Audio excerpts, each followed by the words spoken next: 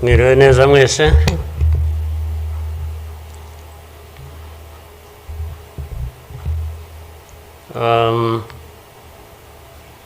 Ngira ngo biroroshye wenda kugira aho mpera.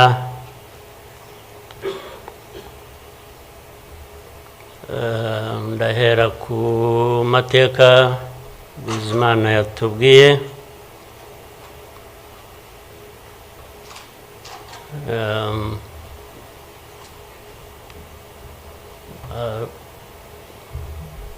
Arambuye afite ibimenyetso ashingiyeho,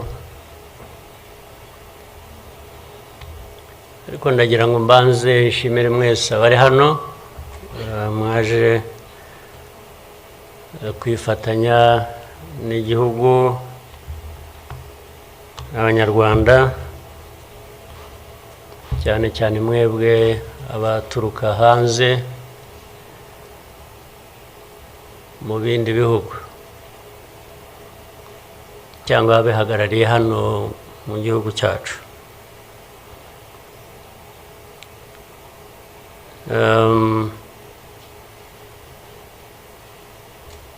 Ndabashimira kuko kenshi ko dusigaye tubibona ko bisigaye biri.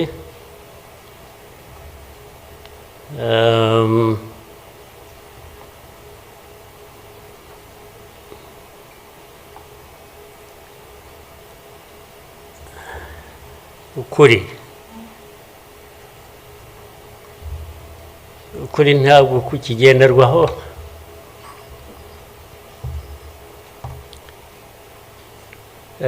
ni nacyo gituma, ariko reka mvugane. Hari umuntu w'inshuti yanjye wigeze kumbaza atari ko wowe nk'umuntu ubaho ute ugahuza bimwe, ndaza kubivuga mu rurimi rw'amahanga. Arambaza tubaho ute ugahuza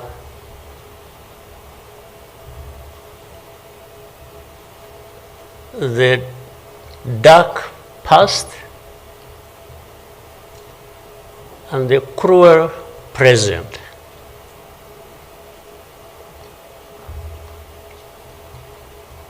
But how do you manage that?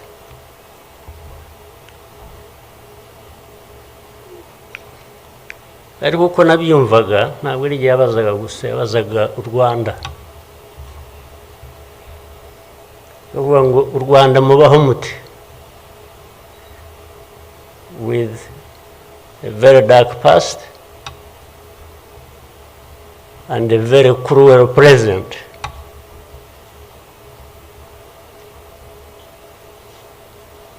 Icyo namushubije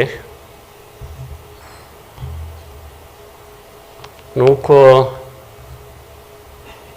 from the beginning we were under an illusion that the two were siblings and we had to deal with them as such. You have to deal with the cruel present, knowing that it is very, very much related to the dark past. They are inseparable. So for us, we have a choice to make.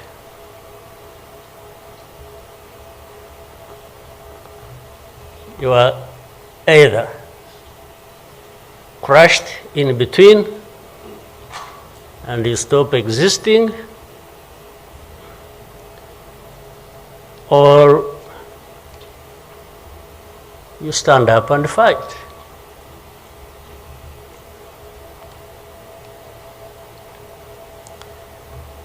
When people are saying in the testimony that, you know, the hope they have and that what happened here 30-something years ago will never happen again.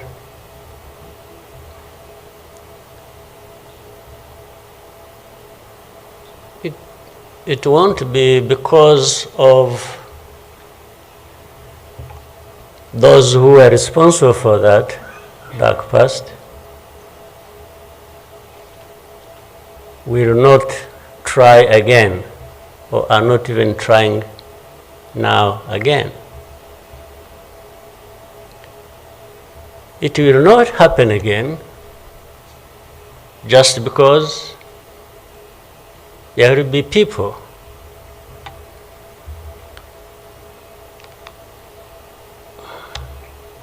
who will stand up and fight.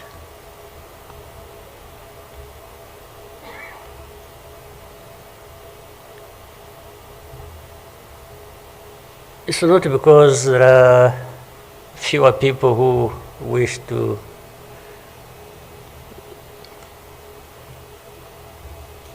perish or who would have wished us all to disappear, this country to disappear.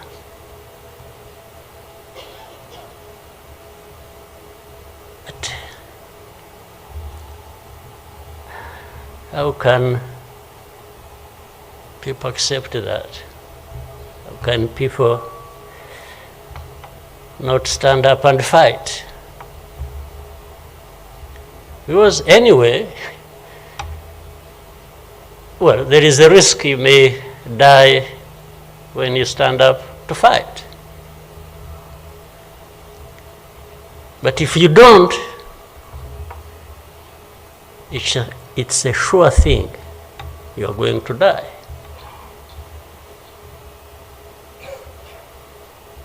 So why don't I try the former? Why don't I try to stand up and fight with the chance that you might survive and live on your life as you want it, instead of giving up and you let people treat you as if for you to live, it's a favor that they are going to do for you. Why?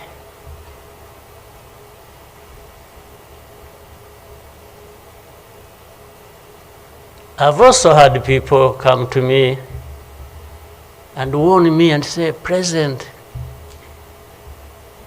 you know you are too vocal, you say things that challenge these people who have the power in their hands and they're going to kill you. Well, first of all, it means they are killers. But my answer to them is, you know what? If I were to be there to just accept these things to happen, I don't think I would count myself as living anyway. It's like I would already be dead. To live a life of lies, of pretense,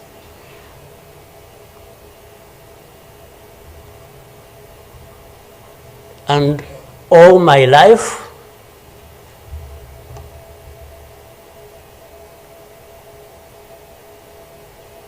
to to somebody else,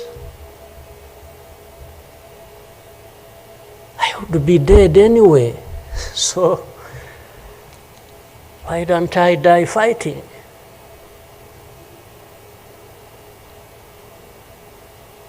So you Rwandans, why don't you die fighting? Instead of dying anyway, just dying like flies. Why? But my message goes to other Africans who live like this on a daily basis, who are dehumanized. And they accept it and they beg. I can't beg to live. I can't beg anybody.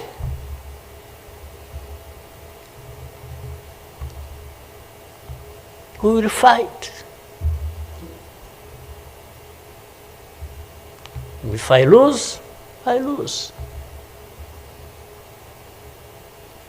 But there is a chance.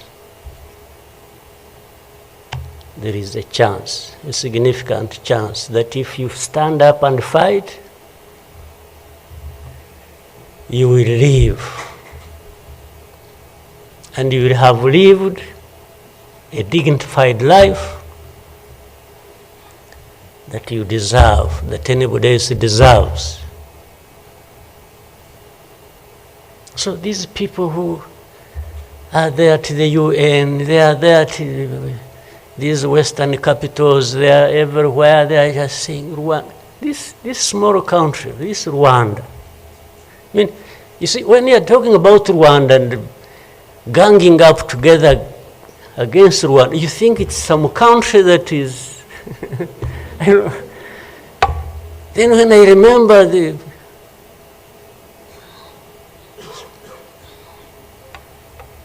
the facts about it, I just imagine the world has gone amok.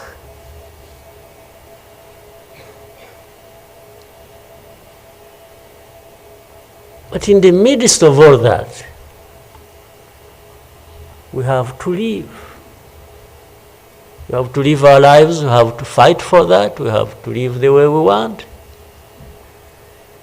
And I tell anybody to his face to go to hell.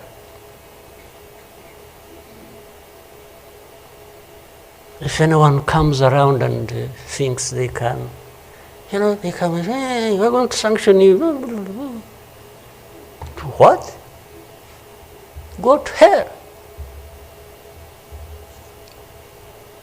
Just go to hell.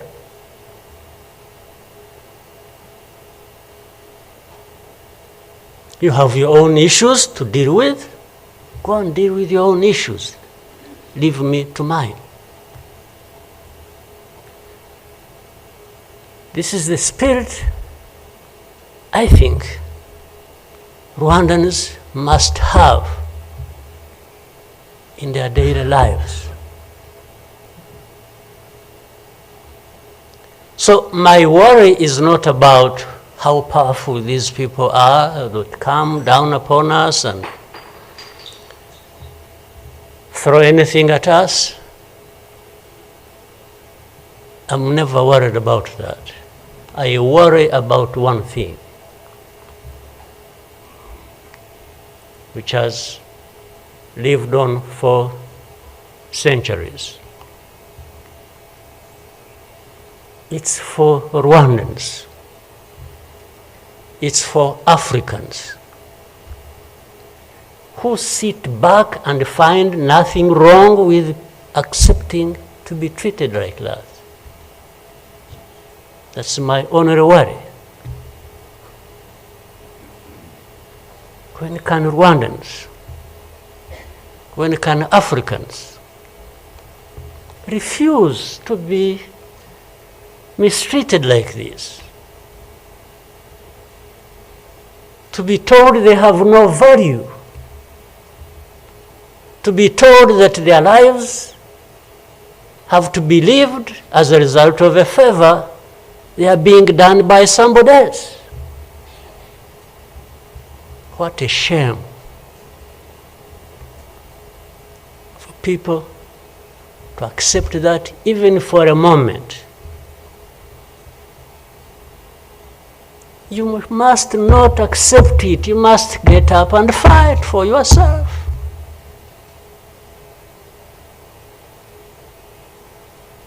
And then you have fools leading countries and being used as puppets.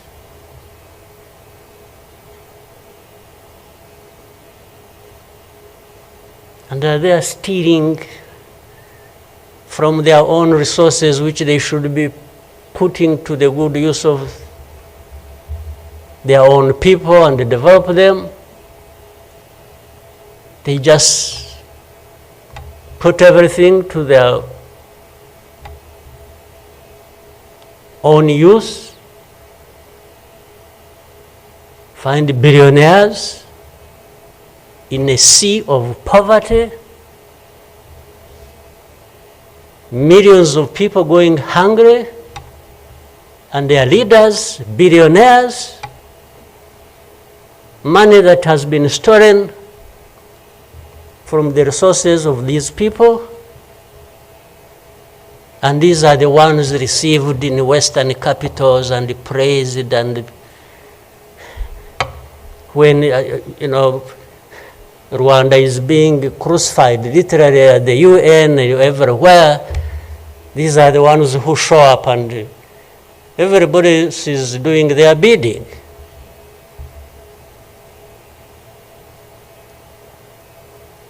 They don't talk. These ones don't even say a thing. There is somebody to say it for them.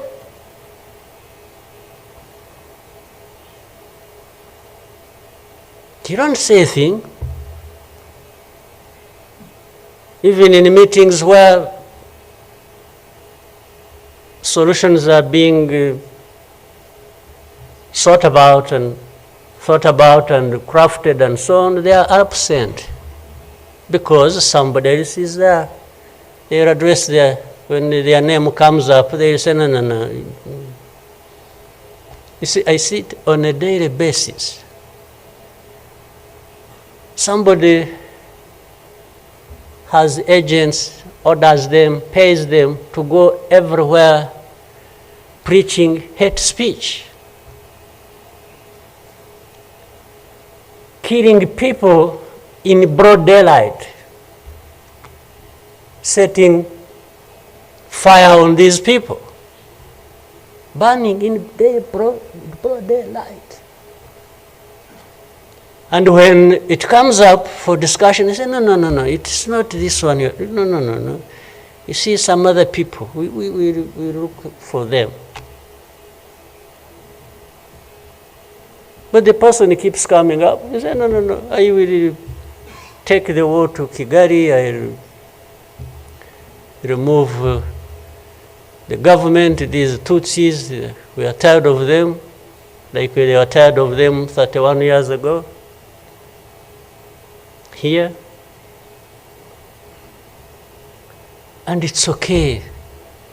These wonderful people, these powerful people who tell us what to do and what not to do, they are okay with that. They are fine with that.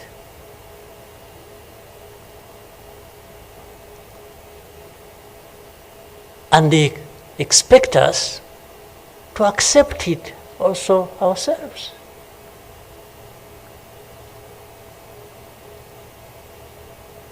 In broad daylight.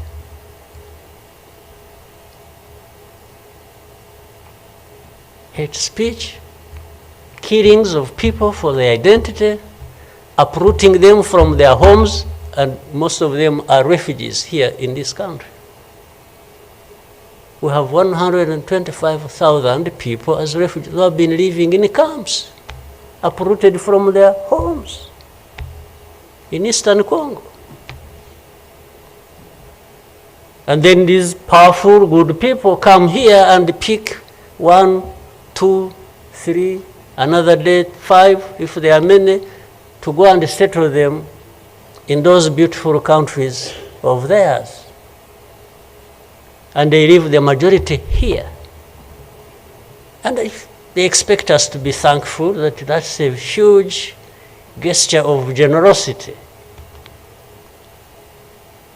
First of all, they take them knowing that these are actually refugees from a neighboring country. They don't take them as Rwandans. They take them as refugees from Congo. Only that they are taking very few. They are not, I wish they could take all of them. Those who wish to go and resettle them. So the rest becomes my problem. So what they have to do is cleanse Eastern Congo of all these people, bring them to Rwanda,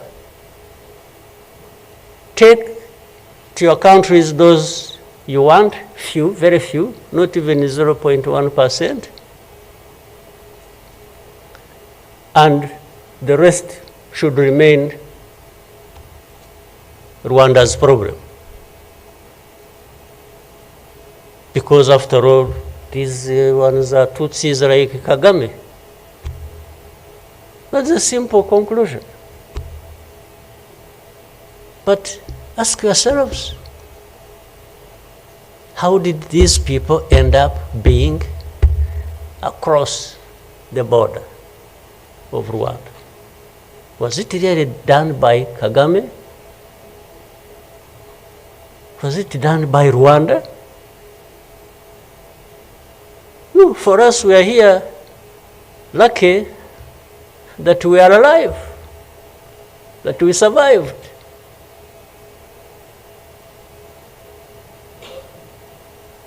So,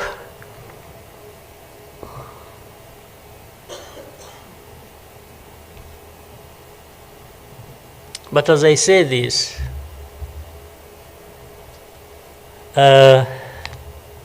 even for my sanity and the country's sanity, we have sometimes to just try to do things differently.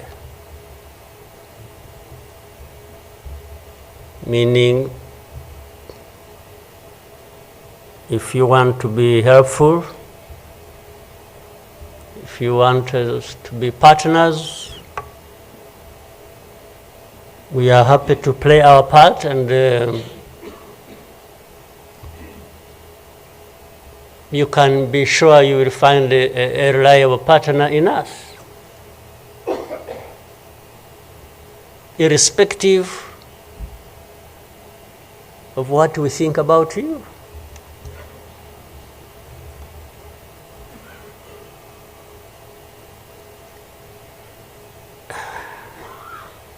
You know,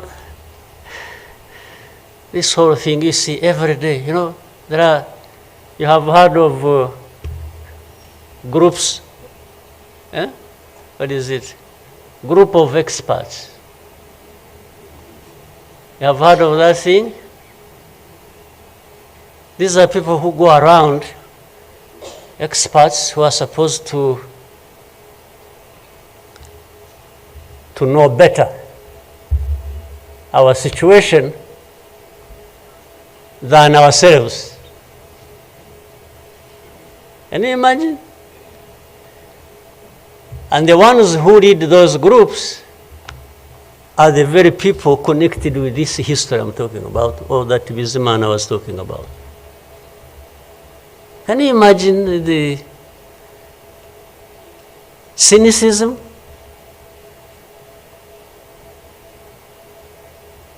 And this expert comes to me and asks me, you know, but this. So the whole thing about genocide, this ideology that has killed millions of people, has been turned into a problem of minerals. You know, it's okay. Let's imagine it's a problem of minerals now. Was it a problem of minerals in 1994? Which minerals were we fighting for here? Just imagine. Which minerals?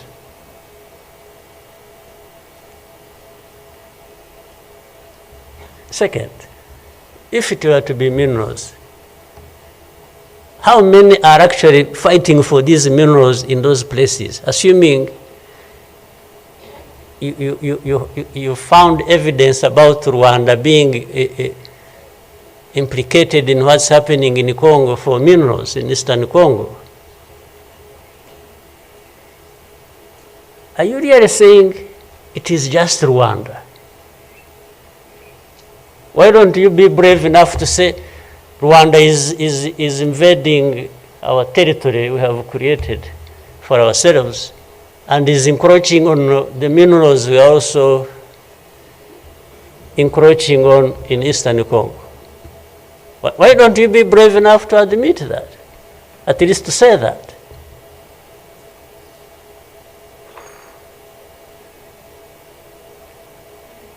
Minerals? If what is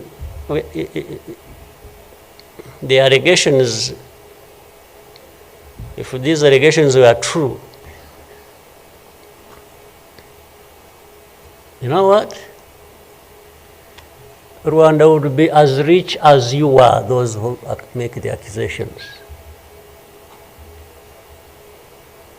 We would not be needing your money at all. Which you give us nothing and you come and beat us up for for everything. I mean, yeah, that is the world between the dark past and the cruel present.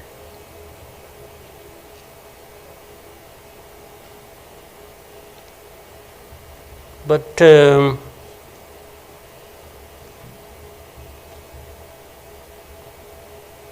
what didn't kill us and finish us 21 years ago has hardened us, has prepared us for the bad things that will always come anytime these people want and wish. Honestly, I want to assure you, we will not die not fighting like last time.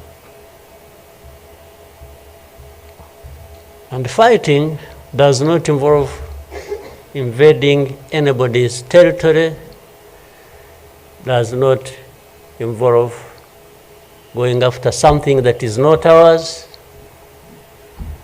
Fighting, I mean, is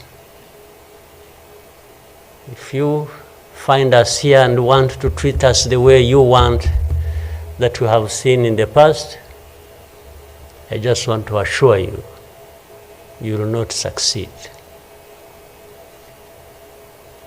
You will not succeed. I think I beg all these Rwandans, we should be itching for a fight with anybody who wants to come here and turn things upside down. And I think there are many who are ready to join for that. But for our friends, our partners, please, don't misunderstand us, don't mistreat us. We have had enough of it. Take it somewhere else. Take it somewhere else. You know, this Bizimana who was telling you this whole history, by the Bizimana, if you could compile that and distribute it to our friends and all of us. I actually want a copy of what you... But I think you should give our friends and others who they need to... Much as in the cruel present, facts don't matter, evidence doesn't matter,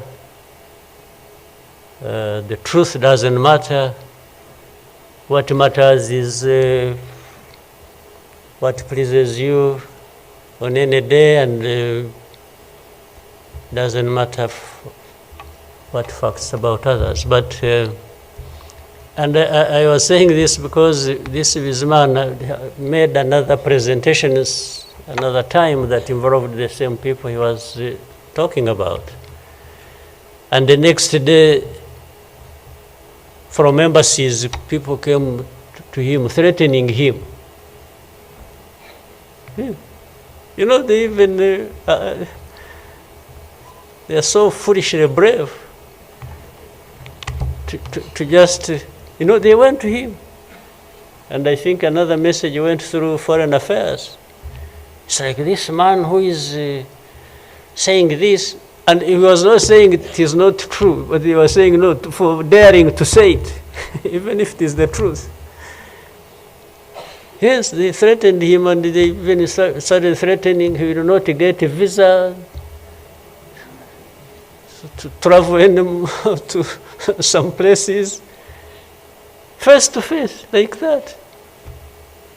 Somebody from the embassy threatening our minister.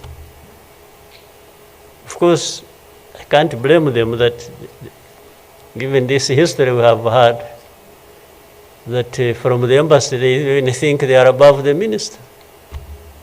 Yeah. He just come and say, you dare say this. He wasn't saying, this is contrary to the truth or evidence we have. Why did you present lies? No.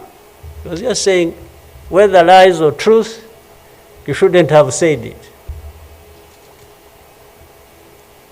That is the cruel present we live in, but we must confront it. And we will. We shall. No question about it. I've also told people that anyway, for us we are in a sort of not bad position, because the worst has already happened to us. I don't think anything worse will happen, ever. So those who are scared, fearful of anything, I just want to console you in some way, if you may, that actually the worst has already passed. When we lost the people during that time, the young man was giving a testimony about. Do you think anything like that would ever happen again? I don't think so. So why would we be scared of anything? The worst. The hurricane came and we took cover and things, and it has passed. And we rebuilt. We rebuilt our strength of all kinds. I don't think there is any other hurricane that will come and sweep across the country, destroying everything. I don't think so. So And this day always reminds us of some of the things that I ignored and the facts that remember the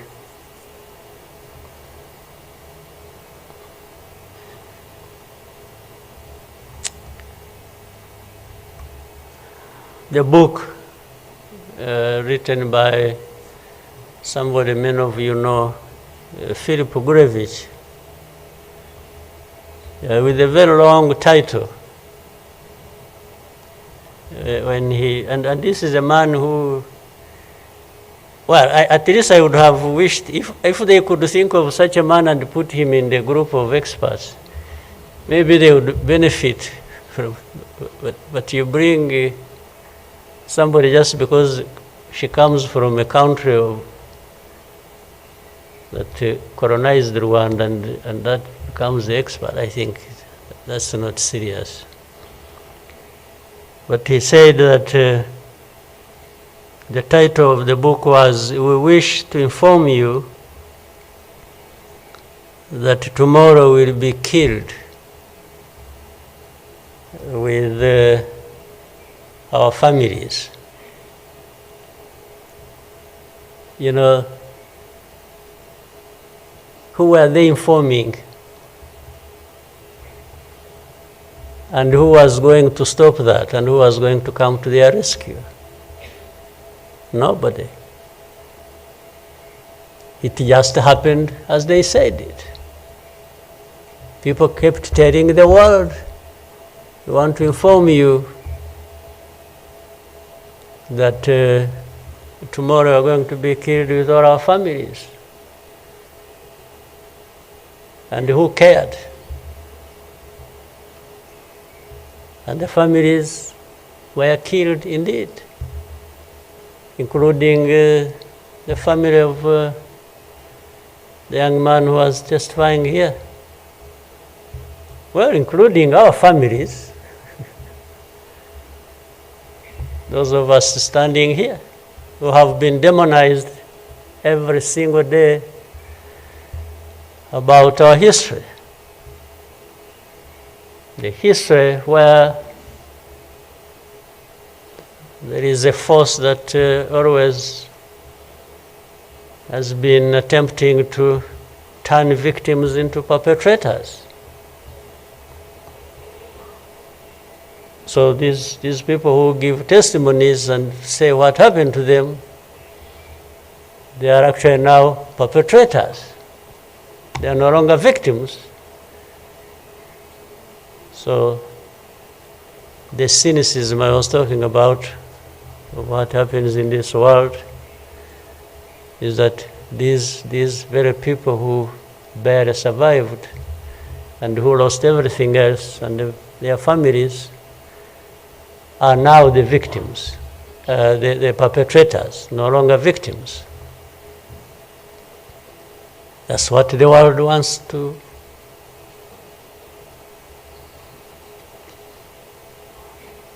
create about us. I think I should, even for, again, the sake of our sanity, maybe we'll always, you know, during the war times, to keep my own balance, you know, there used to be battles taking place across the country, militias killing people, RPA soldiers fighting government forces. Sometimes in our movements, we would, one of the commanders would come to me and say, "President, you come and see what has happened here."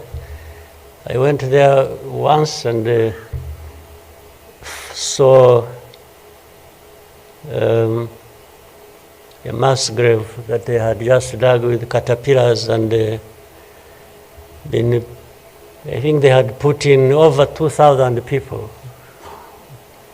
And from that lot, we found 12 people are still breathing. And we got them out. I was told the other day of the 12, I think they lived for some time, and then now they are remaining 7 out of 12. I kept following the story. 7 are still alive. I think 5 died of... But from that moment,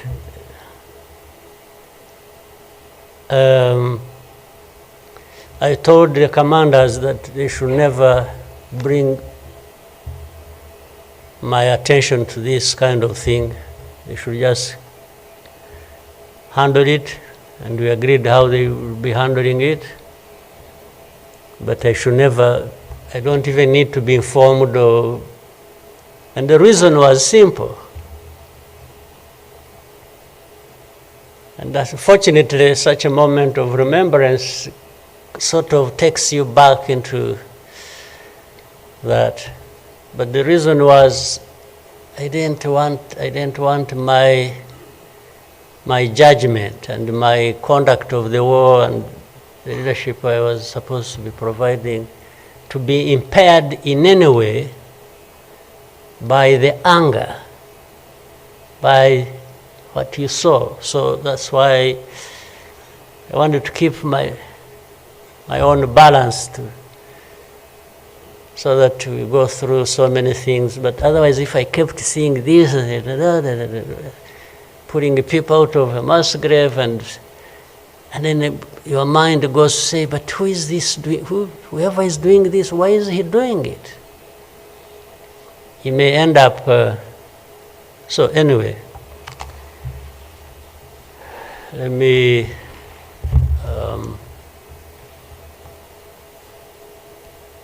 end here. There will always be another day, another year to commemorate our lost people.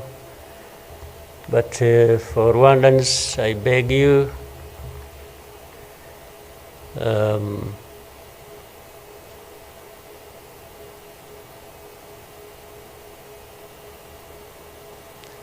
don't you owe your life to anybody else. And please have the courage to deal with the situation and moment as it is.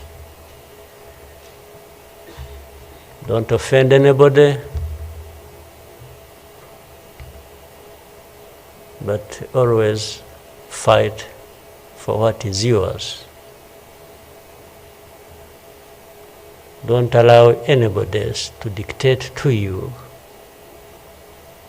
how you should live your life, because the moment you accept it, that is the day you have lost your life. God bless you.